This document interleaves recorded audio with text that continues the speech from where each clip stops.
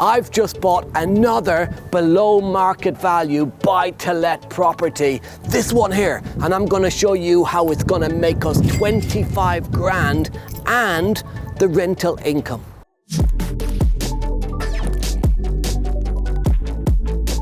Hi, my name's Kevin McDonald and I've been a property investor now for over 19 years. I've just bought another buy-to-let property, this one here.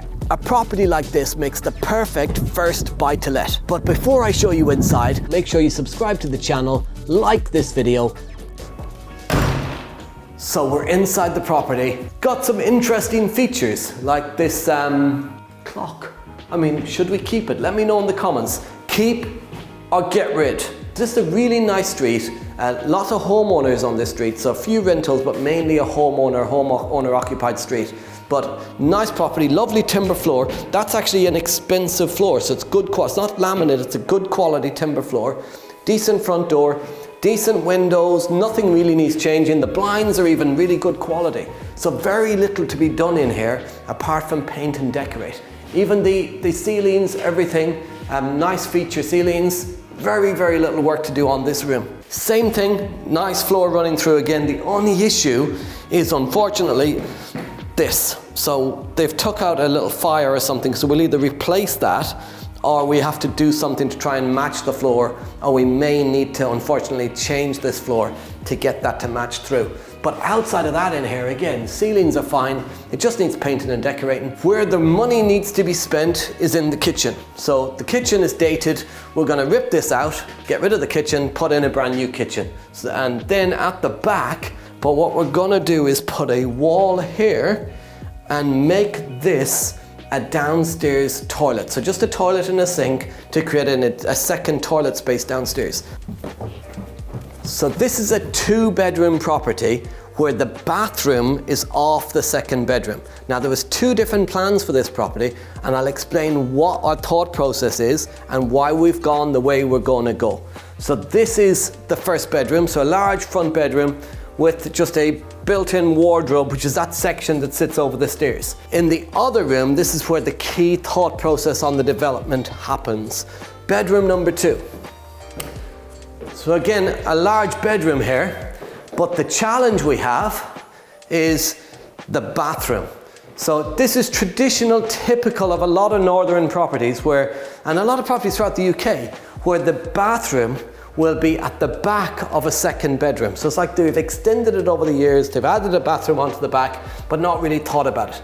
Now what we do on a lot of properties, if the layout is right, if you imagine this bathroom had been over here on this part of the property, then what we could have done was put a corridor in, make that a 3rd bedroom, and then take a little bit of this room to create a bathroom. The challenge we have is we'd have to take the stairs out, turn them in the opposite direction, and then create a corridor coming down here. To do that, we would then have to remove the chimney breast as well to create the space. That would add about 10 grand to the cost of the refurb. Now the current refurb, our budget is 10 grand. So imagine doubling the refurb cost to get your extra bedroom. This is a long-term rental. We've got similar properties like this in the area that are rented out as a 2-bedroom property with a bathroom off the bedroom. By just adding an extra toilet and sink downstairs, a little toilet room on the downstairs, keeping it in this layout and just decorating it, we're gonna get very similar rental income. So what do I mean by similar rental income? The rental income for this property in its current layout with the extra downstairs toilet will be only 25 quid a month less than if we did the 10 grand additional refurb spend. Now sometimes we talk about taking a 2-bed house and converting it to a 3-bed property, but you've got to get the right property. You don't want to be spending 10 grand to make back an additional 25 quid a month. It will take too long to get your money back. It's all about your return on your cash employed. How quickly can I get back out the money I put in? In this scenario, it makes way more sense to just keep it in the current layout, do it up quite quickly, we'll do the refurb much quicker, we'll rent it out much quicker, and it's only 25 quid a month less on the rental income in this layout. So don't spend money where you don't need to spend the money. think about what your return is going to be. Don't get emotionally attached. Don't always change it to a 3-bed if keeping it as a 2-bed makes more sense. Before I give you a breakdown on this deal, there's a completely free report in the description of this video and in the pinned comments that you can download right now that can help you on the next stage of your property journey. So a few months ago, we were refurbishing the properties next door. The lady that owned this property approached us and said, would you be interested in ours? We popped in, had a look around, made her an offer. We've just completed the purchase. So this is completely fresh, pre-refurbishment. We'll be coming in the next few days. We're just finishing off a project at the moment, coming in here next, and then starting the refurb here. This is what I call a light cosmetic refurbishment. This is the type of property where if you're starting out in property, if you're looking to do your first deal, this is what I would consider the very safe deal to do. It just needs some painting and some decorating, a new kitchen, a new bathroom. There's no structural work, there's no damage like fire damage, anything like this. The windows are all fine, the doors are fine. We're going to keep the layout as it is. So it's just a really simple, basic paint, decorate, new kitchen, new bathroom, add some value, rent it out. And it'll be a really quick turnaround. So when the vendor approached us, it was just before Christmas. So on the lead up to Christmas, she was struggling financially. She couldn't afford to put the property on the market with the estate agents. And all she wanted was a guaranteed sale and some money for Christmas. Now I took a punt on this. I gave her £1,000, right? £1,000 prior to Christmas to get her over the Christmas, to allow us enough time to be able to do all the searches, all the legal work. Even if I never seen the £1,000 again, in my world, it was worth the risk. It was worth the risk because number one is if she walked away, okay, I've lost £1,000. Number two is if we got the deal completed and I never got the £1,000 back, it was just an 86 grand purchase. So I felt comfortable with it.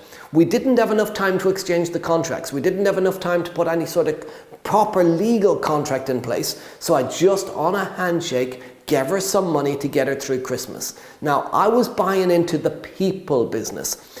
If you do this to help somebody, they will be thankful and follow through on the promise. And that's exactly what she did. And not only did she follow through on the promise, but I literally, on the day of exchange, wrote the solicitor an email saying, we did give the lady £1,000 to get over Christmas. Do we get that back off her afterwards, or do we get it back on the day of the completion? The solicitor spoke to her solicitor and messaged me back and basically said, just send £1,000 less money for the purchase. So we gave her 84 plus the 1,000, given the 85k. So took a punt and it paid off. And it's paid off big time when I share the numbers with you. Now, the true value of this property today, I could literally stick this house back on the market and sell it today without lifting a paintbrush and sell it for 100k. So we'd make about 15 grand profit doing nothing. However, here's our plan. We're going to refurbish the property. So new kitchen, new bathroom, paint, decorate, do everything up. We've got a 10k budget for the works. So 85 grand purchase price, 10k on the refurb, that's 95. Just under 3 grand on stamp duty plus the legals. We're all in for under 100 grand. This property will revalue at 125 grand in a good condition. That's 25 grand of added value to the property, created out of a property without having to go to an estate agent, without having to spend any money on marketing, just through word of mouth because we were seen in the area doing other projects. So maybe you don't have another project where you're working on that the owner is going to come and see you, or that you're going to have a sign in the window saying we buy houses. So how can you find your first below market value project? Well, you could start with lots of direct-to-vendor marketing. You could literally leaflet drop. You could send letters. You could go on social media. You could post on Facebook, on Instagram, on LinkedIn. You could go on lots of local property groups, lots of local community groups, and just let people know that you're looking to buy a property. If anyone in the area is looking to sell, then give you a call. There's loads of different places you can go. You can go onto OpenRent, Rightmove. You can find properties that are available for sale, even with agents. Right? You could approach the agents, or you could direct direct market. There's so many different ways to find property deals. The challenge is never that there's no deals out there. I bet you if I did a check right now, in no matter where you are in the country, I bet you there's deals in your area that have sat on the market for over 6 months. There's also properties that don't even appear on the market like this one. If you can get direct to the owners before the house goes on the market, or you can target properties that have sat on the market for months without selling, you're going to get below market value deals. You find a property, you add some value to it, you refinance it, you rent it out. There's nothing difficult about this, right? But you do need to know some fundamentals around property investing, and it really, once you know that little bit of knowledge, it's about then taking action, and it becomes a license to print money. Speaking about a little bit of knowledge, right, if you're starting out in property or you're stuck in property right now looking to get to the next level, then you need to invest in yourself. You need to have that knowledge that gets you to the next level. So in this video, in the descriptions or in the pinned comments, there is a free report that can help you get to the next level on your property journey. Make sure you download it now. If you've enjoyed this video, make sure you like, subscribe and hit that notification bell so you don't miss out on future content. I've been Kevin McDonald, you've been amazing, see you next time.